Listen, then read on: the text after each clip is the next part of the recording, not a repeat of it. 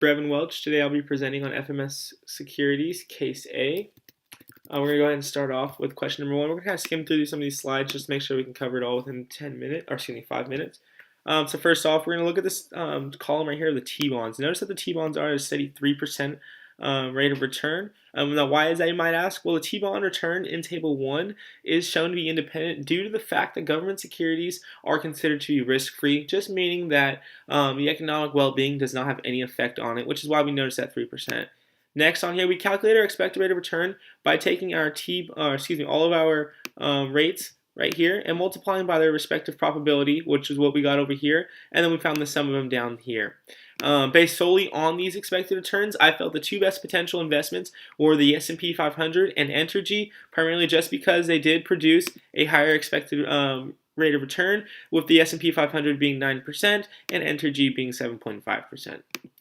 Next off, we calculated our standard deviation for all of our four alternatives, and then we also calculated our coefficient of variation. Pretty much what the standard deviation is, it's a tool used to measure calculated risk, while the coefficient of variation measures risk in comparison to the expected return. While we do rely more on the CV in helping us to determine which stocks to invest in, I went ahead and came to the conclusion that investing in Entergy was much more wise than investing in the S&P 500, primarily because if you look at the standard deviation, which is what measures our calculated risk, the standard deviation for Entergy was much lower. It was the lowest of the bunch at 5.5, whereas the standard deviation for the S&P 500 was at 13.5. Let's go ahead and skip around right here. Primarily what this is saying right here is that if we went ahead and we, formed a portfolio by investing $10,000 in Freeport and $10,000 in Entergy, we calculate our expected rate of returns by saying if we did half and half, our expected rate of return would be 6.7%. Whereas down here, if you notice, if we did 25% in Freeport and our weight in Entergy was 75%, our return would be much higher for Entergy, would be much higher in favor of Entergy at 7.1%. Whereas if we flipped it now vice versa and did 75% for Freeport and 25% for Entergy, we notice that our return does drop below the average to a 6.3%. Let's go ahead and skip right here now. What would happen to the portfolio's risk if more randomly stocks were added? The implications of the investors and the portfolio impact.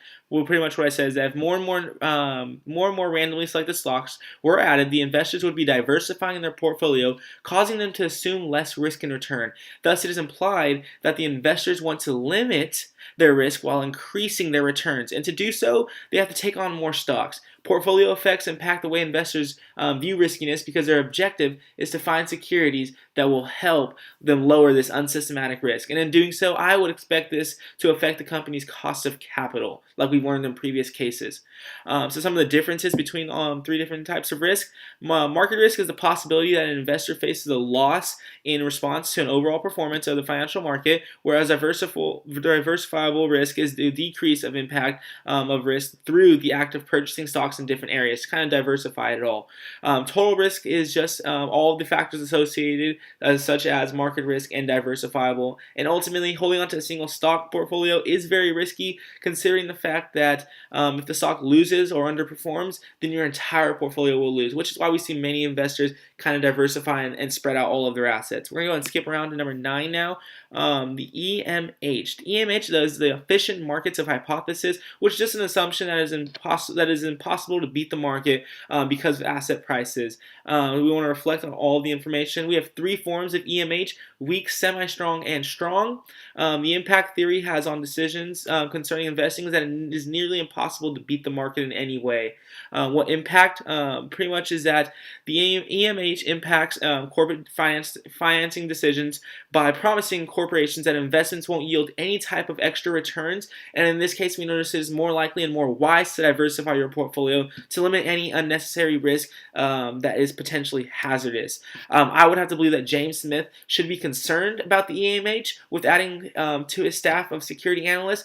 Our statement above also supports this in answering it is considering that the EMH will not yield any extra returns on investments. And then lastly, number 10, if Entergy's long-term over total assets decrease in 2005 and beyond, this would impact the firm by decreasing riskiness and decreasing the beta as well as the required rate of return on equity. Sorry that we had to rush the portfolio presentation, but we did have to make it under the 5 minutes. I thank you for watching, and be sure to check out the report.